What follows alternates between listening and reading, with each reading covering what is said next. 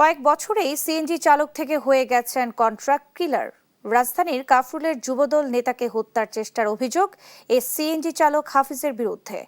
হত্যার উদ্দেশ্যে মাগুরা ও সাতক্ষীরা থেকে ভাড়া করে পেশাদার সন্ত্রাসীদের। এই ঘটনায় অর্থের যোগানদাতাদের খুঁজছেন পুলিশ। তবে 10 দিন পেরিয়ে গেলেও অধরা হাফিজ। দেশ টিভির কাছে এই ঘটনার 4টি ফুটেজ এসেছে।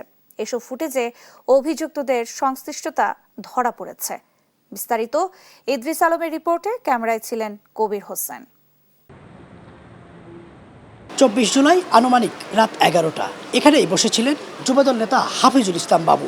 পুলিশ বলছেন এই হত্যাকাণ্ডের পুরোটাই হয়েছে ব্যবসায়িক দ্বন্দ্বে, কিন্তু বাস্তবতা বলছে ভিন্ন। রাজনৈতিক দ্বন্দ্ব নাকি ব্যবসায়িক, সেটি জানানোর চেষ্টা করব আমরা। গেল মাসের 24 জুলাই কাফরুলে আলোচিত এক হত্যাকাণ্ডে পরিকল্পনাকারী হিসেবে নাম আসে হাফিজুর রহমান ওরফে সিএনজি হাফিজ নামের এক ব্যক্তির। এ হামলার মূল টার্গেট ছিলেন কাফরুল থানা যুবদলের সদস্য সচিব হাফিজুল ইসলাম বাবু। দেশ টিভির হাতে এ ঘটনার 4টি সিসিটিভি ফুটেজ এসেছে।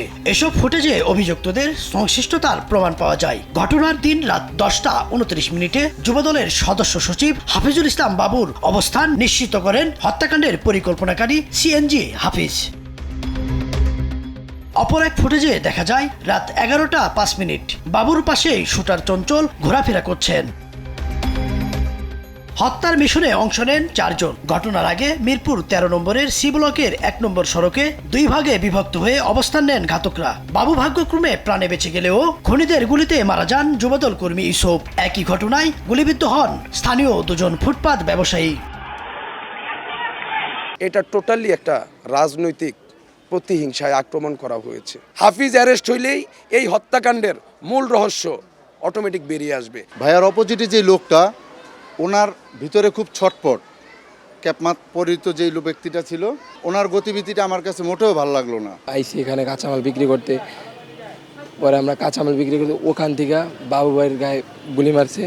ওইখান থেকে মারছে। তখন আমার আব্বু আর একটা লোক ছিল, তখন ওই যে পুলটি মারছে। পরে আমার আব্বুর এসে কপালে লাগছে। সঠিক তদন্ত কইরা সঠিক মানুষের দইরা এটা সঠিক বিচারটা করুক। এ ঘটনায় এক শুটার সহ 7 জনকে গ্রেপ্তার করে গোয়েন্দা পুলিশ। তাদের দেয়া তথ্যের ভিত্তিতে পুলিশ জানায় চাঁদাবাজি, ময়লার টেন্ডার, ফুটপাত দখল ও আধিপত্য বিস্তারে এ হত্যাকাণ্ড। এই ঘটনার মূল পরিকল্পনাকারী হাফিজুর রহমান হাফিজ ওরফে সিএনজি হাফিজ। এলাকার ময়লা দখল, কিছু জমি জমা দখল, ফুটবল দখল, এগুলো নিয়ে বিরোধ আমরা প্রাথমিকভাবে যেটা জেনেছি। এবং যে হাফিজের কথা বললেন যে সিএনজি হাফিজ, এটার সঙ্গে জড়িত আমাদের যে 7 জন ধরা আছে, 7 জনই এটা স্বীকার করেছে। তবে ব্যবসায়ীরা বলছেন ভিন্ন কথা। আওয়ামী লীগ পালানোর পর থেকে কোনো চাঁদাবাজি হয় না এখানে, কেউ চায়ও নাই, কোনো পুলিশও নেয় নাই, কোনো সাধারণ নেতারাও চায় নাই।